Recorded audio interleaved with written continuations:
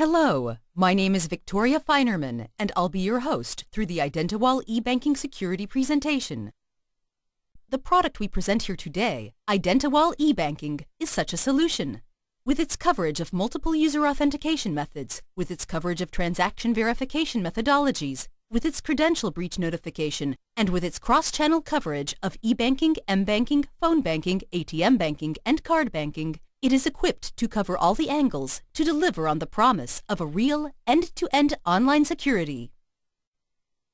Perhaps the best way to demonstrate the IDW all-in-one solution is through investigating one imaginary e-banking session that went really wrong, and do that by replaying the session in the Forensic-Based Investigations Workbench, which we will call IDW-FBI. Here we see a typical view of the FBI Workbench. Down here at the bottom of the screen, we see the timeline view of the session. This timeline includes all the events that took place during the session. All these events are ordered along the timeline from the very beginning of the e-banking session through its conclusion.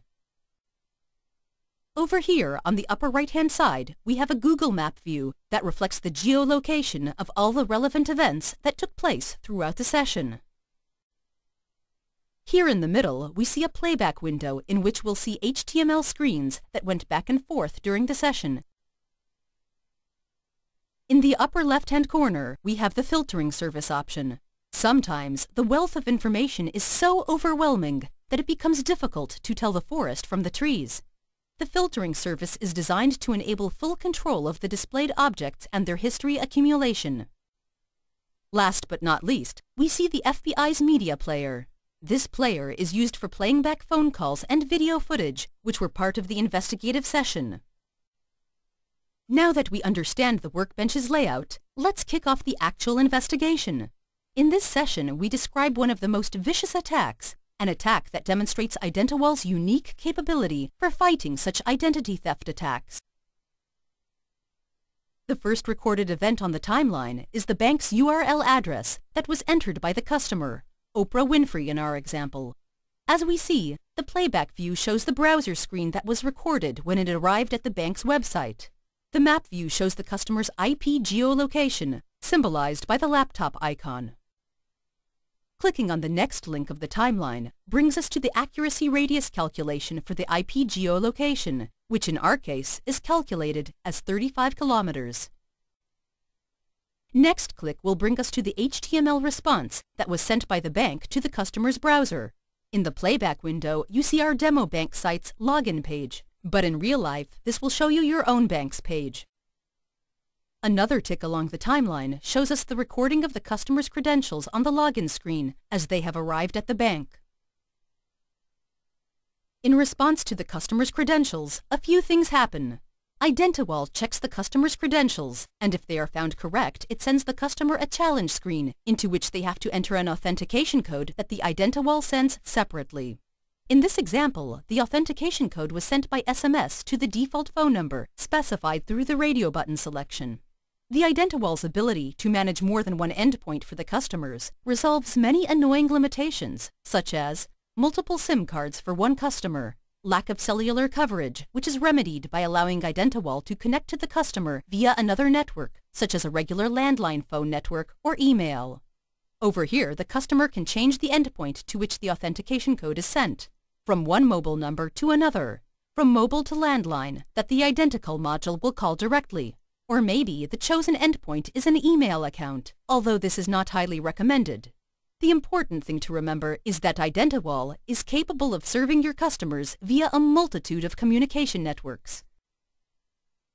The next tick illustrates the authentication code sending process from the bank's IDW to the customer's chosen endpoint, in our example, to their mobile phone. Here we see an illustration of the mobile phone geolocation check request. A quick location margin of error calculation shows us that the two locations, that of the browsing machine and that of the mobile phone, that typically represent the customer's location, do not match.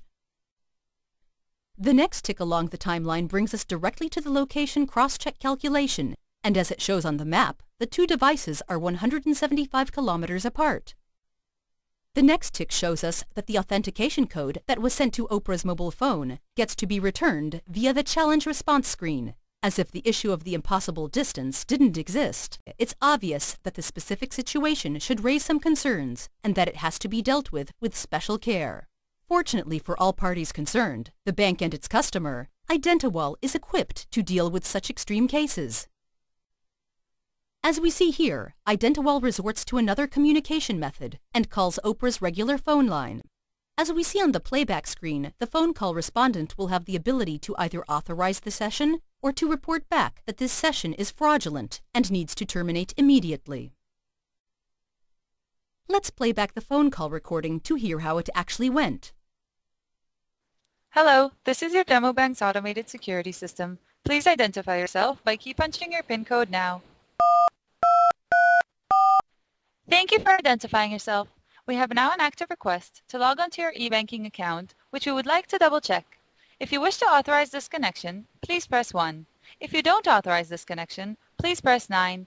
If you wish to repeat the selection options, please press pound. Thank you for helping us prevent an unauthorized connection attempt to your account. This attempt failed because of the extra protection we offer our valuable customers. However, we suggest that you take the time to change your password since it has been exposed. Have a nice day. The fraud was prevented. At this point, it is appropriate to mention the IDW's voice biometric capabilities that could also come in handy in this scenario. Instead of asking Oprah to key in her PIN code, IDW could have asked her to repeat a sentence and analyze her voice.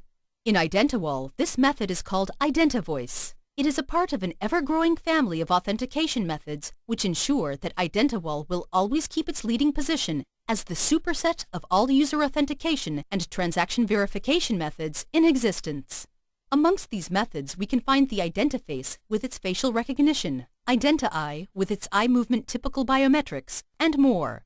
When we first designed IdentiWall, it was clear that we're not interested in yet another more of the same solution, but rather an end-to-end online security solution that caters to all situations. We are especially proud of IdentiWall's ability to be so robust and diversified without needing any software installation or maintenance on the customer side. Everything we do is achieved without installing software or hardware on the customer's computer or mobile phone. Those of us who were involved in such deployments really appreciate this unique approach. That concludes our message for this presentation. I hope you enjoyed it and that you'd be considering joining the growing family of the IdentiWall protected online services.